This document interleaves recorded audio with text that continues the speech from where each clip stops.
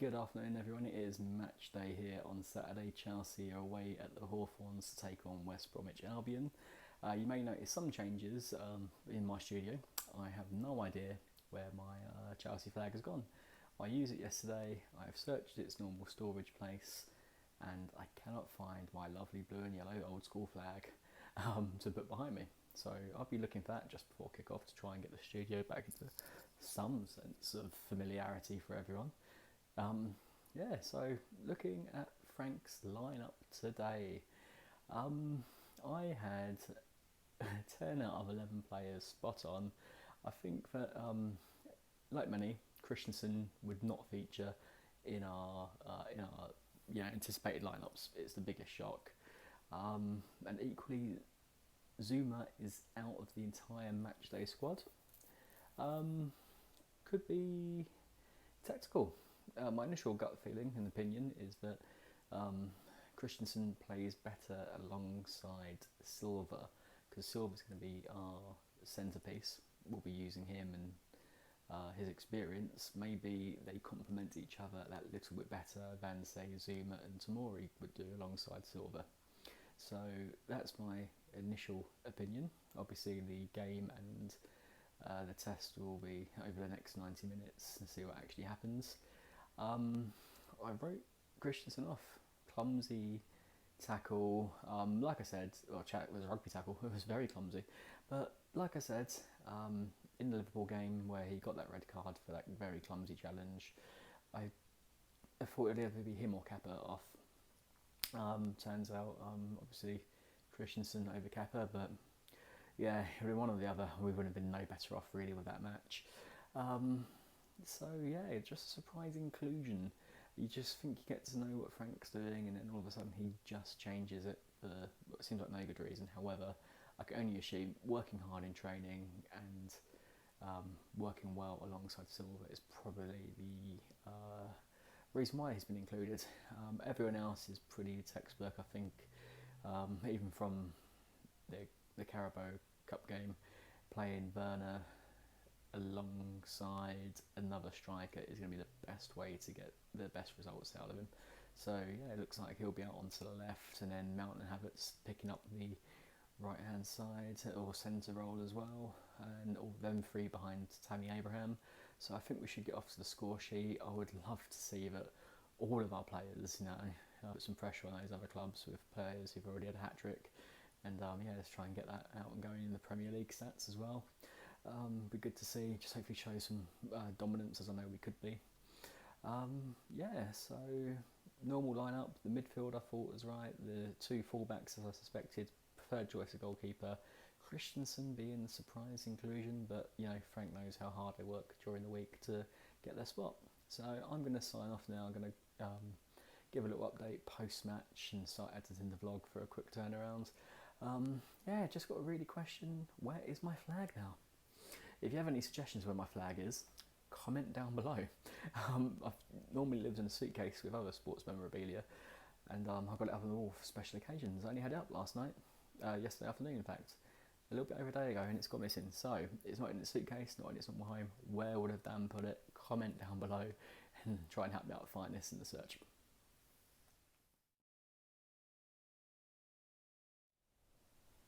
Well, that was absolutely fucking dreadful, wasn't it? Dreadful first half performance. The entire back four, ridiculous.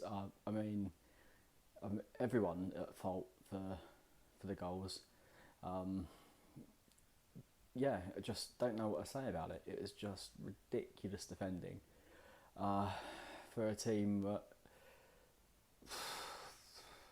will likely, unless the 3 points they're getting today is going to save them for the Premier League, will likely be back in the relegation fight for most of the time and probably be relegated to the Championship. I just don't know what happens. There is, not even the back four, the entire squad. Players are, connecting poorly. There's no finishing. There's but it's bloody crossbars and getting to just a very can't even get the words out. That's how bloody annoyed I am right now with that Chelsea performance.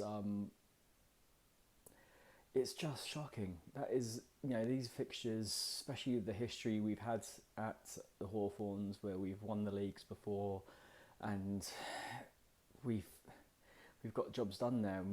We've beaten them more often than any other result. I just can't even express for a vlog, not being able to use my language to tell you how disappointed I am with that. It's it's just diabolical, and I really don't want to sit and watch another 45 minutes of it, but I'm going to have to and just report back as normal. And as you can tell, still haven't got my fucking flag. The day has just been a write-off, and I'm going to probably drink myself into having a stinking hangover in the morning, because what else am I to do tonight? I really don't know. I wasn't necessarily expecting us to have scored in the first half, but it's a game where we should be taking 3 points. But to concede like that, yeah, you know what Frank said the other day about bedding in Thiago, he's not ready. He's fucking ready now. He's a right decent Chelsea centre-half based on 2019-2020 performances. I just honestly don't know what to do and find any positive for my Blues. So credit where credit is due to Robinson. Yeah, the striker. You know what? They had minimal opportunities on goal, but they have made it count. They've been more clinical and they deserve the 3 points as well. I'm going to sign off because, it really pains me to say that about the team who are, standards so far below us to really mugged us off, or we mugged ourselves off, really. They did their job, we're not doing ours, it's as simple as that. I'll be back to sign in and give you my post-match thoughts. There'll be no flag, because I don't really care. Hopefully the language will be a bit cleaner for the end of match review. Hopefully something positive to take from it.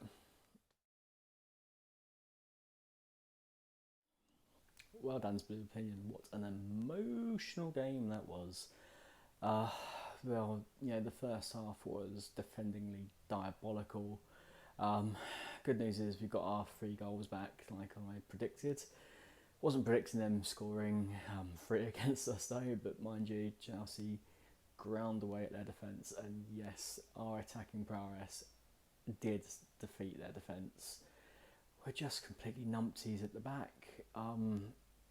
Completely, again, like I was in the first half-time review, so you can't get more words out. That's how gobsmacked I am with just the defending sleeping. It was sleeping, really.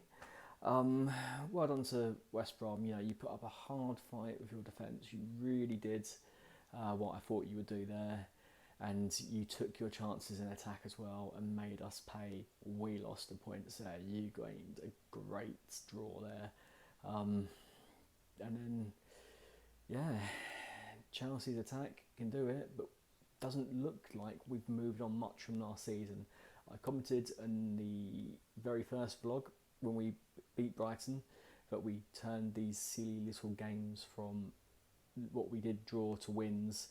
This is a game we should have won and we turned it into draw. We've taken a progressive step back, unfortunately, and I really don't know what to make of it. The first goal, it was usual suspect. Alonso was was the error prone there.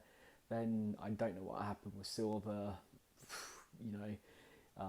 Very capped, very experienced. He wasn't beaten for pace or anything like that. I don't know what he was doing. And then the set piece, and Reece James left to mark sort of 2 players. He did play him on side, obviously.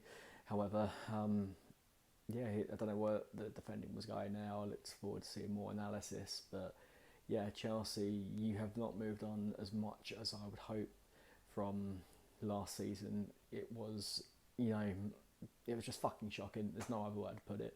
It was diabolical. Frank made the right half-time changes. The big thing I say we take from this is that we stopped forcing Mount or Havertz to play on the wide parts of the pitch. We put our natural wingers on the pitch now.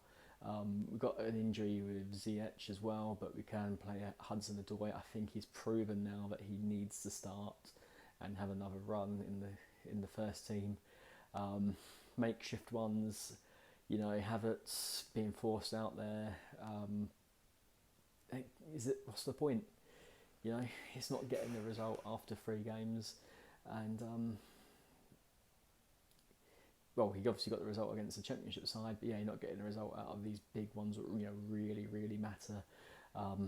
This match could be a point where we're scrambling for points on the last day of the season to get Champions League qualification, like we did at the end of last season. So, Frank, do please try and play as many players in natural positions as possible, regardless of how good training they have been.